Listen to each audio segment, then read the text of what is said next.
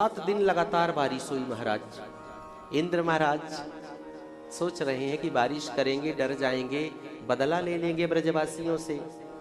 तो भगवान ने अब वो कई संत जो अपना भाव देते हैं कि वो जल कहाँ गया इतना, ये जो जल इतनी बारिश हुई तो गया कहाँ।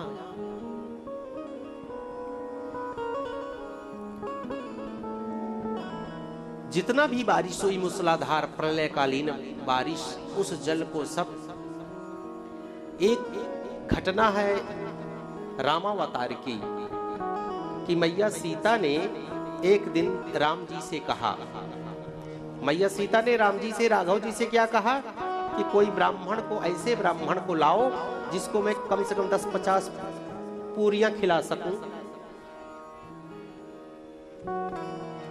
मतलब ज्यादा खाने वाला हो, ऐसे ब्राह्मण को लेकर के आओ। तो राम जी ने अगस्त मुनि का आवाहन किया, अगस्त ऋषि का, क्योंकि जो भी ब्राह्मण आता था 2-4 फुलके पूड़ियां खाए चला जाए। मैया को आनंद ही नहीं आता था भोजन परोसने में, बनाने में।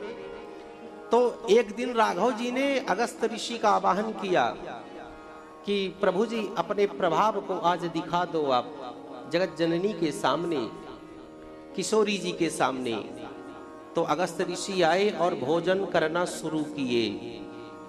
महाराज राम जी ने इशारा कर दिया अगस्त ऋषि को कि महाराज अपनी क्षमता को आज दिखा दो, अपनी तप को दिखा दो, आज आनंद आ जाए।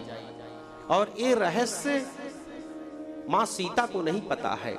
अब जाकर के भोजन शुरू हुआ, सीता मैया बनाने लगी और अगस्त मुनि बैठ करके भोजन को करने लगे। महाराज सुबह से दोपहर हो गई, भोजन अनवरत चालू है। मैया ने सोचा कि बढ़िया मिला है ब्राह्मण, अभी तक तो बस 2-4 फुलके खाएं, पूड़ियां खाएं, उठ करके चल दे महारानी जी, हो गया। लेकिन आनंद आ रहा है भोजन कराने में, इस ब्राह्मण को कुछ है खाने वाला ही। महाराज सुबह से सायं हो गई, भोजन चल रहा है। मैया ने बोला कुछ ज्यादा ही ठीक मिल गया है लगता है। अब जाकर के महाराज पूरा दिन, पूरी रात्रि हो गई, सुबह शुरू हो गई। मैया बोली कि ये ब्राह्मण कुछ ज्यादा ही नहीं ठीक मिल गया। बोली अब क्या करे फिर। 2 दिन हो गए, भोजन चल रहा है। 3 दिन हो गए। मैया सोच में पड़ गई, ये ब्राह्मण ज्यादा ही नहीं, बहुत ही ज्यादा ठीक मिल गया है, अब क्या करे, अब बहुत फंस गए चक्कर में। बोले अब क्या किया जाए। उन्होंने सबका आवाहन किया, आइए गणेश भगवान, रिद्धि सिद्धि शुभ लाभ सब आ जाओ, सब देवी देवता आ जाओ, मेरी सहायता करो। ये ब्राह्मण उठना नहीं चाहिए, ये इसको अब खिला के ही मानूंगी, ये कब तक खाएंगे। तो जाकर के महाराज सबको बुला लिया, कोई पूड़ी बना रहा है, कोई आटा लगा रहा है, कोई सब्जी बनिया कर रहा है, कोई सब्जी को बना रहा है। शुरू है भोजन। 4 दिन हो गए, 5 दिन हो गए, 6 दिन हो गए, 7 दिन हो गए, 8 दिन हो गए, 10 दिन हो गए, अनवरत भोजन चल रहा है। मैया ने कहा कि अब क्या किया जाए, ब्राह्मण तो रुकने का नाम ही नहीं ले रहे। जाकर के महाराज 10वें दिन मैया जी गई। ऋषिवर एक प्रार्थना थी, ऋषिवर बोले कि डिस्टर्ब मत करिए, भोजन चालू है। बोले हम एक कह रहे थे कि अगर भोजन हो गया हो तो थोड़ा सा जल पी लें, बीच में पीना चाहिए, मध्य मध्य जलम। बोले जब आधा हो जाएगा तो पी लेंगे। मैया तो और घबरा गई कि अभी आधा भी नहीं हुआ, 10-12 दिन हो गए। महाराज थक गई, पसीने पसीने हो गई कि कहां से ब्राह्मण पकड़ के लाए हैं। अब जाकर के 18वें दिन राम जी की तरफ अगस्त ऋषि ने इशारा किया कि महाराज अभी लीला चलने दी कि रोकें। तो राम जी ने, राघव जी ने कहा कि अब रोक दे महाराज, नहीं पता चला कि अब आगे कुछ नहीं मिलेगा आपको, मैया थक चुकी है, अब रोके लीला को। तब जाकर के अगस्त ऋषि ने कहा जल की व्यवस्था की जाए। तो मैया दौड़ी दौड़ी आई, लगता है आधा भोजन हो गया। तो जनक नंदिनी ने कहा, सीता मैया ने कहा कि महाराज जब आप 18 दिन भोजन किए हो और कम से कम पूरा भंडार खाली हो गया 10-50 क्विंटल, तो महाराज ये बताइए जल भी तो अगर कुछ, अगर 1-8 टंकी 1000-2000 लीटर में काम चल जाने वाला होता तो हम देते। महाराज आपको तो समुद्र चाहिए, इसलिए हमारे पास जल की व्यवस्था नहीं है। उन्होंने सोचा कि अगर जल को भी पिलाने लगे तो महाराज 18 दिन लग जाएंगे। बोले महाराज भोजन की थी, जल की व्यवस्था नहीं है। तो राम जी ने कहा कि ऐसा करो ऋषिवर, आपके लिए त्रेता चल रहा है, द्वापर में इंद्र हमसे रुष्ट होंगे, बारिश करेंगे, उस जल को पी लेना। 7 दिन सारा जल को पी लेना आप।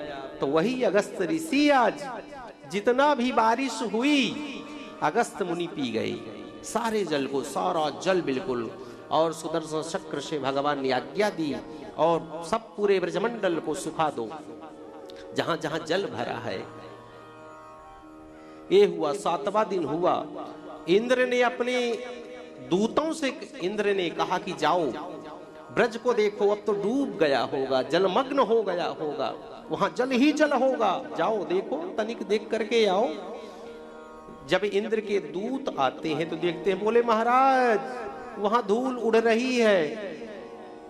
बोले कैसे संभव है, इतनी बारिश हुई धूल कैसे उड़ रही है। इंद्र स्वयं आए और इंद्र ने देखा सच में धूल उड़ रही थी। इंद्र बहुत लज्जित हुए और इंद्र उन्हें लगा कि हमसे बहुत बड़ी भूल हो गई। और इंद्र आते हैं नजरों को नीची करके। जब हमसे कोई गलती होती है, हमसे कोई भूल हो जाती है, तो हमारे नयन जो है, हमारे नेत्र नीचे हो जाते हैं ऑटोमेटिकली। हम नजर नहीं मिला पाते क्योंकि हमने गलती करी है, हमसे भूल हुई है, हमसे अपराध हुआ है। इसलिए नयन जो है, अपने नेत्रों को हम नहीं मिला पाते। इंद्र की भी यही दशा है। और भगवान के समक्ष आकर के इंद्र जो है खड़े हो गए। हे भगवान, हे बांके बिहारी, आपकी कृपा से आपके प्रभाव को हम नहीं समझ पाए, लेकिन आप जगत के पिता हो, जगत के ईश्वर हो, जगताधार हो, हमारी इस भूल को आप क्षमा करेंगे। जब बालक से कोई गलती हो जाती है तो माता पिता बालक को क्षमा कर देते हैं, उससे रुष्ट नहीं होते। हम सब आपके बालक हैं। हमने आपके प्रभाव को, आपकी क्षमता को, आपकी कृपा को, आपकी वात्सल्यता को हम नहीं समझ पाए। आप ही गुरु हैं, आप ही माता हैं, आप ही पिता हैं, आप सर्वेश्वर हैं, सब कुछ हमारे हैं। आप क्षमा करेंगे। इंद्र ने भगवान से बहुत क्षमा याचना करी और भगवान ने इंद्र को माफ कर दिया, क्षमा कर दिया।